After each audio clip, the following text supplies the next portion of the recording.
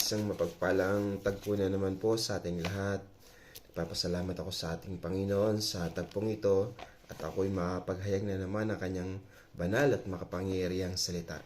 Kinakamusta ko po ang aking mga kapatiran sa Doro Faith Lamesa at kay Pastora Che ng Doro Faith Parian at kay Pastora Christy ng Doro Faith Lamesa. At mga kapatid, samahan niyo po ko. Tayo po'y manalangin. Hallelujah. Hallelujah. Dakilang Diyos sa aming Ama, Panginoong Hesus, Banal na Espiritu, maraming salamat po sa tagpong ito. Pinupuri po namin kayo at pinapasalamatan sa mga dakilang bagay na ginagawa niyo sa aming buhay. Narito po kami, nagpapakumbaba, humihingi ng tawad sa lahat ng aming mga nagagawang mga kasalanan. Lihiman, hayag, sinadya o hindi. Kung nakasakit man po kami ng aming kapwa, Panginoon, humihingi po kami ng tawad sa inyo. Kung nakapag-isip man po kami ng masama laban sa aming kapwa, labag sa iyong kalooban ang aming mga nabanggit, ang aming mga nagawa. Patawarin niyo po kami, Panginoon.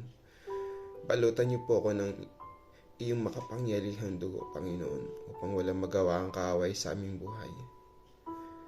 Tulungan niyo po ako, Panginoon, sa pag-aaral namin ng iyong mga banal na salita. Sa paghahayag ko ng iyong mga banal na salita, ay ikaw lamang ang maitaas at mapapurihan. Kalooban mo lamang, Panginoon, na mangyari sa aking buhay na maipahayag ko ito ng ayon sa iyong kalooban.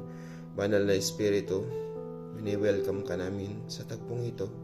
Pangunahan niyo po kami upang magkaroon ng katagumpayan ng lahat ng aming mga gagawin. Maging sa aking mga kapatiran, Panginoon, na makikinig ng iyong mga banal na salita.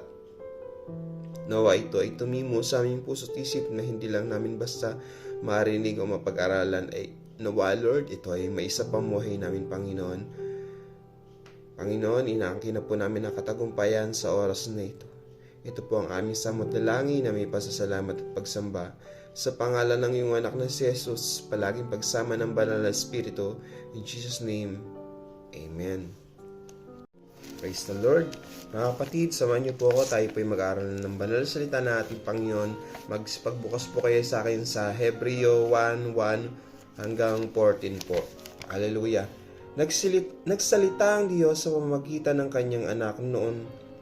Una, nangusap ang Diyos sa ating mga ninuno sa iba't ibang panahon at sa iba't ibang paraan sa pamamagitan ng mga propeta. Ngunit nitong mga huling araw, siya ay nagsalita sa atin sa pamamagitan ng kanyang anak. Sa pamamagitan ng anak ay nilikha ng Diyos ang sanlibutan at siya ang piniling tagapagmana ng lahat ng bagay.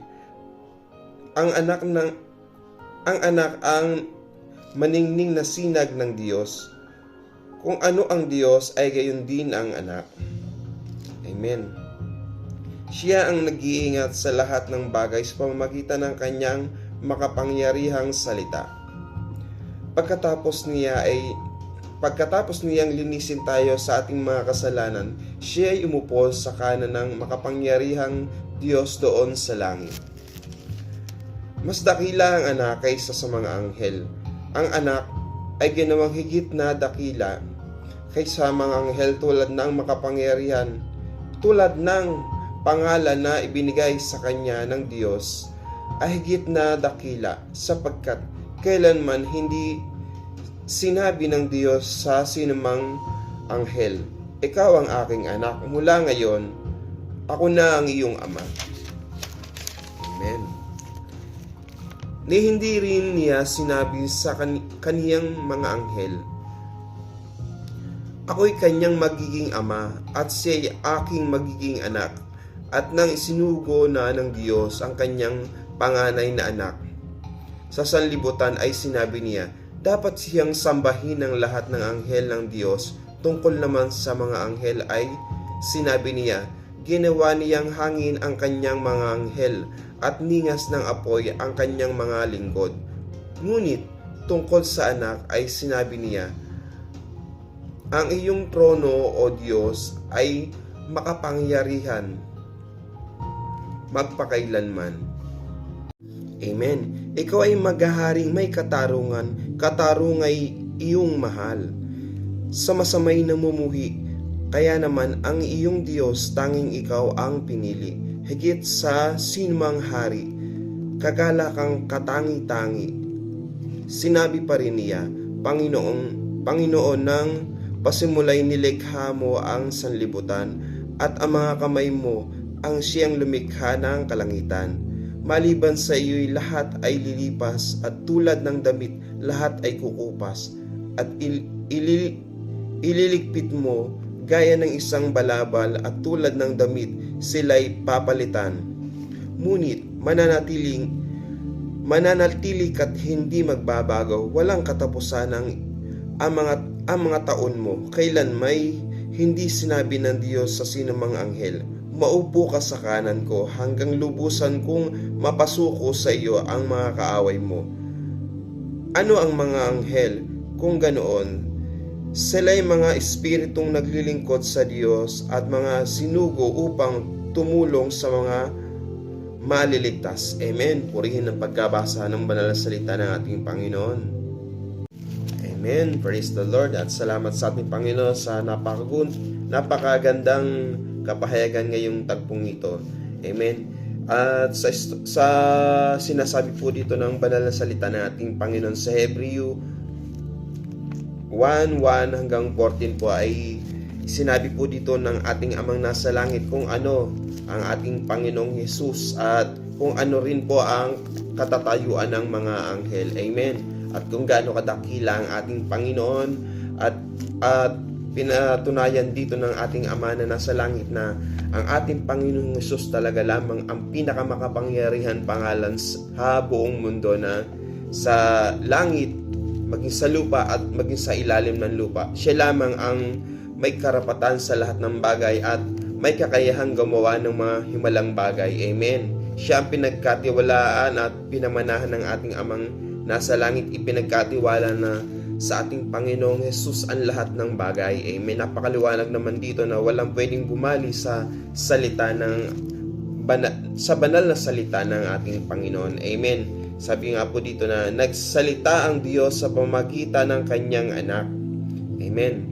Nung una, nangungusap ang Diyos sa atin mga ninuno sa iba't ibang panahon at sa iba't ibang paraan sa pamamagitan ng mga propeta. Ngunit nitong mga huling araw, siya ay nagsalita sa atin sa pamamagitan ng kanyang anak, sa pamamagitan ng anak na nilikha ng Diyos. Ay nilikha ng Diyos sa pamamagitan ng kanyang anak. Amen. Amen. Sinabi po dito ng banal na salita ng ating Panginoon na noong una, ng mga propeta pa lamang, nangungusap na talaga at nagsasalita ang ating Panginoon sa pamamagitan ng nagpapakita ang ating Panginoon sa pamamagitan ng apoy, at sa kapanahonan nila Moises, ni Abraham at ni Jacob. Talagang nangungusap ang ating Panginoon na narinig nila ang tinig ng ating Panginoon.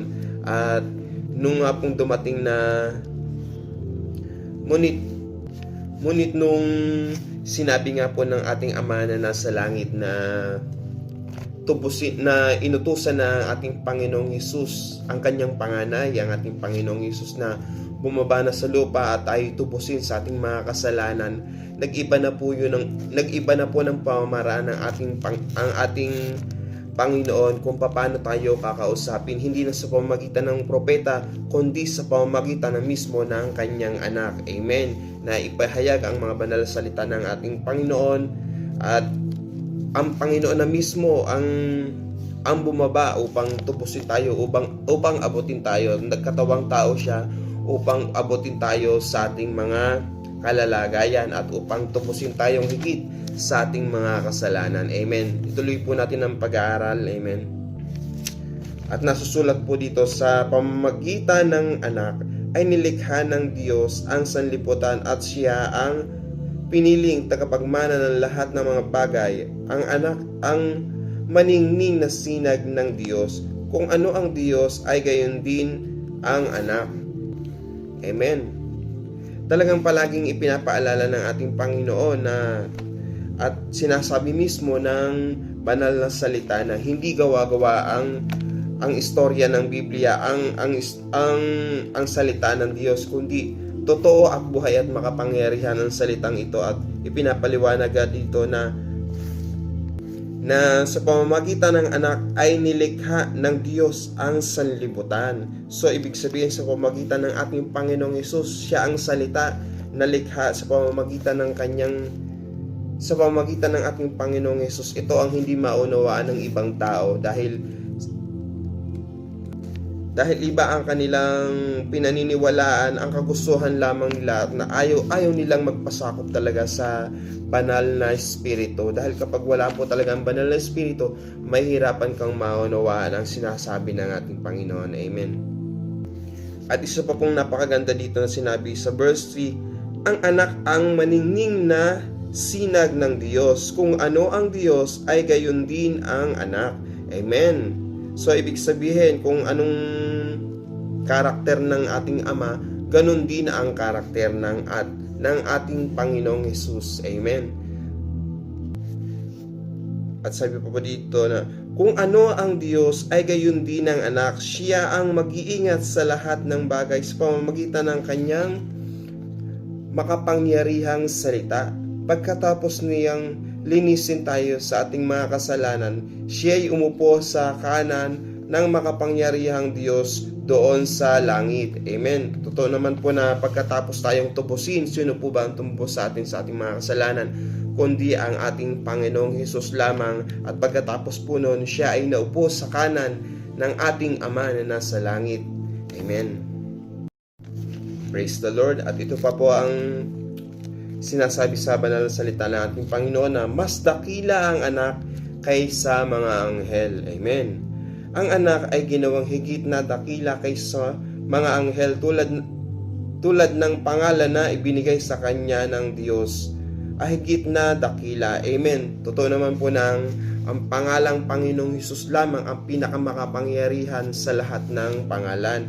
Siya lamang ang binigyan ng pangalan ng ganito ng ating Ama na nasa langit, at sa pamamagitan at sapagkat kailan may hindi sinabi ng Diyos sa sino mang anghel, ikaw ang aking anak, mula ngayon ako na ang iyong Ama. Ayun ang sinabi ng ating Ama sa kanyang anak, ang ating Panginoong Hesus. Sabi pa po dito ni hindi rin niya sinabi sa kanyang mga anghel, ako'y kanyang magiging ama at siya'y aking magiging anak. At nang isinugo na ng Diyos ang kanyang panganay na anak sa sanlibutan, ay sinabi niya, dapat siyang sambahin ng lahat ng anghel ng Diyos. Amen. Totoong mas makapangyarihan ng ating Panginoong Hesus kaysa mga anghel, at sinabi ito ng ating Ama na nasa langit. At sabi po dito sa verse 7, tungkol naman sa mga anghel ay sinabi niya, ginawa niyang hangin ang kanyang mga anghel at ningas ng apoy ang kanyang mga alagad. Ayun ang sinabi ng ating Ama na nasa langit. At sabi po dito, ngunit tungkol sa anak ay sinabi niya, ang iyong trono o Diyos ay magpakailanman. Ikaw ay maghahari, may katarungan. Katarungay iyong mahal, sa masamay namumuhi. Kaya naman ang iyong Diyos, tanging ikaw ang pinili. Higit sa sinumang hari, kagalakang katangi-tangi. Sanabi pa rin niya, Panginoon ng pasimulay, nilikha mo ang sanlibutan at ang mga kamay mo ang siyang lumikha ng kalangitan. Amen. Hatid po ng ating Panginoon dito na ang ating Panginoong Hesus talaga ay mula pa ay naroon na, kasama na nandun na ang ating Panginoong Hesus, dahil siya nga ang salita at siya rin ang nagkatawang tao na lumikha sa atin. Amen. At higit sa lahat na tumubos sa ating mga kasalanan. Amen. Yan po dapat ang ating lagay sa ating puso't isip, na kapag tayo'y kinuha na ng ating Panginoon at tayo humarap sa Kanya, ano ba ang sasabihin natin sa Kanya upang tayo ay tanggapin niya sa Kanyang kaharian, sa kaharian ng ating Panginoon? Walang iba kundi ang ating sasabihin lamang sa harapan ng ating Panginoon kayo po ang aking tagapagligtas. Wala nang ibang salitang dapat nating isagot sa ating Panginoon kundi Kayo po ang aking tagapagligtas, aking Panginoon. Tinatanggap po kita sa aking puso't isip. At yun lamang ang nais ng ating Panginoon na tayo manampalataya sa ating Panginoong Yesus. Amen. Dahil siya ang lumikha, siya ang pinamahalaan, siya ang pinakamakapangyarihang pangalan. Wala nang iba at mas higit ang ating Panginoong Yesus kaysa mga anghel, kaysa sa mga nilalang ng mundong ito, dahil siya nga po ang salita at ang salita ay nagkatawang tao at tumubos sa ating mga kasalanan. Amen. Siya ang binigyan ng authority ng ating Ama na nasa langit. Siya ang pinagkatiwalaan sa lahat ng bagay. Amen. Dahil siya lamang ang nag-iisang anak ng ating Ama na nasa langit. Siya lamang ang panganay. At napakalinaw naman po talaga dito. Tunay na napakaganda nga po ng pag-aaral ng banal na salita ng ating Panginoon, dahil hindi tayo maililigaw ng ating pananampalataya kung talagang tayo ay nagbabasa ng mga banal na salita ng ating Panginoon, na kapag tayo ay hinahayuan ng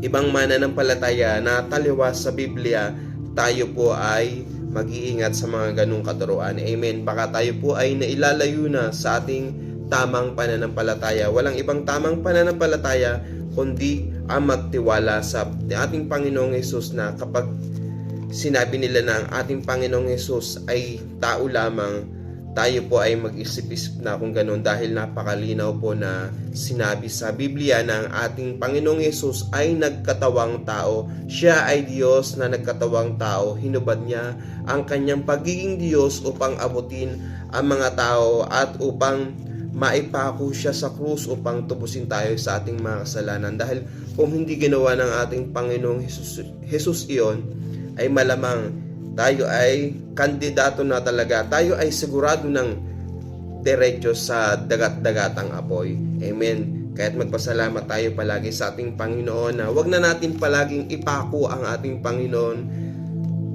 sa krus. Alam niyo po kung paano natin muling naipapako ang ating Panginoon, dahil sa paulit-ulit nating mga kasalanan. Tapos na humingi na tayo ng tawad sa ating Panginoon at tayo ay pinatawad na niya, at wag na nating ulit-ulitin pa ang mga kasalanan nating nagagawa. At kung tayo man po ay nagkakasala, mabilis na tayong humingi ng tawad sa ating Panginoon, at hindi na dapat nating pinaulit-ulit pa ang mga kasalanan. Amen. Praise the Lord. At sabi po dito sa verse 10, sinabi pa rin niya, Panginoon, ng pasimulay nilikha mo ang sanlibutan, at ang kamay mo ang siyang lumikha ng kalangitan. Maliban sa iyo, lahat ay lilipas, at tulad ng damit, lahat ay kukupas, at ililigpit mo gaya ng isang banal, at tulad ng damit, sila'y mapapalitan, ngunit mananatili ka't hindi magbabago, walang katapusan ng iyong taon. Kailan may hindi sinabi ng Diyos sa sinumang anghel, maupo ka sa kanan ko hanggang lubusan kung mapasuko sa iyo ang mga kaaway mo. Amen. Purihin ng pagkabasa ng salita ng ating Panginoon, na pinaalala na naman sa tagpong ito ang kabutihan at kapangyarihan ng ating Panginoon, na kailanman ay hindi lilipas, hindi kukupas ang pagiging Diyos ng ating Panginoon, dahil siya nga ang lumikha ng langit at ng lupa, dahil siya nga po ang salita, at ang salita ay nagkatawang tao at ang ating Panginoong Hesus. At sabi po dito sinabi pa rin niya, Panginoon, ng pasimula pa'y nilikha mo ang sanlibutan. Napakalinaw po, no? At ang mga kamay mo ang siyang lumikha ng kalangitan. Amen. Maliban sa iyo, lahat ay lilipas, at tulad ng damit, lahat ay kukupas. Ang pagiging Diyos ng ating Panginoong Hesus kailanman ay hindi nagbago, kailanman ay palagi siyang tapat. Siya ay Diyos mula noon hanggang ngayon. Amen.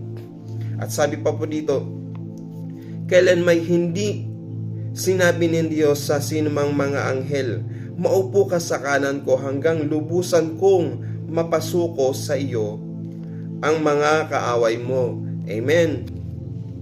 At ito pa po, sa verse 14 po, ano ang mga anghel? Ito, kung ganoon, sila'y mga espiritong naglilingkod sa Diyos at ang mga isinugo upang tumulong sa mga maliligtas. Amen. Ayun po pala ang katatayuan ng mga anghel. Ano ang mga anghel? Tinukoy po dito sa verse 14. Kung ganoon, sinabi dito, sila'y mga espiritong naglilingkod sa Diyos at mga sinugo upang tumulong sa mga maliligtas. So ang mga anghel po pala ay mga alagad ng Diyos na tutulong sa atin. So ibig sabihin, sino po ba yung tinutukoy dito na ang sabi po dito, ulitin po natin, ano ang mga anghel kung ganoon? Sila yung mga espiritong naglilingkod sa Diyos at mga isinugo upang tumulong sa mga maliligtas. Ayun, upang tumulong sa mga maliligtas. So, sino po ba yung mga maliligtas? Tayo po yung mga maliligtas. At sinabi po dito, napakalinaw po, sinabi po dito na sila'y isinugo upang tumulong sa mga maliligtas. Amen. So, ibig sabihin, kaya po pala yung mga sinasabi ng Lord na iingatan ko kayo sa pamamagitan ng aking mga anghel. So, ibig sabihin, lahat po tayo ay iingatan ng ating Panginoon sa pamamagitan ng kanyang mga anghel, sa pamamagitan ng kapangyarihan ng ating Panginoon Jesus. Amen. Tapos na tayo sa ating pag-aaral ng banal na salita ng ating Panginoon.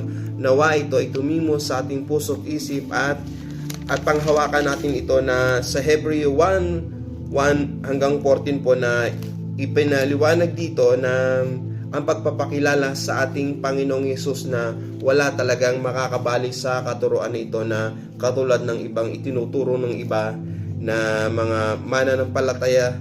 Sinasabi nilang sila ay sa ating Panginoon, ngunit hindi naman nila ginagampanan o pinaniniwalaan ang ating Panginoong Yesus na sinasabing tao lamang. Ngunit sinasabi sa Biblia na ang ating Panginoong Yesus ay Diyos sa pasimula pa. Siya na ang gumawa ng langit at ng lupa at siya ang salita at siya ang tumubos sa ating mga kasalanan. Kaya't yan ang ating panghawakan hanggang sa huli ng ating buhay. Dahil ang ating Panginoong Hesus lamang ang kukuha sa atin sa pamamagitan ng kanyang kapangyarihan at habag at biyaya. Tayo ay maliligtas, hindi sa ating mga mabubuting gawa. Amen. Purihin ang mga banal na salita ng ating Panginoon. Mga kapatid, samahan niyo po tayo manalangin. Hallelujah.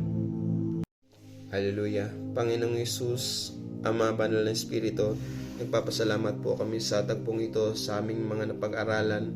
Nawa, Lord, ito ay tumimo sa aming puso at isip na hindi lang namin basta narinig, Panginoon, o nabasa. Nawa, kami po ay maging buhay na patotoo mo, Panginoon, na ikaw po talaga ang bumago sa aming buhay, katulad po ng sinabi mo sa Hebreo, aming Ama, na ang aming Panginoong Hesus ang makapangyarihan sa lahat ng pangalan.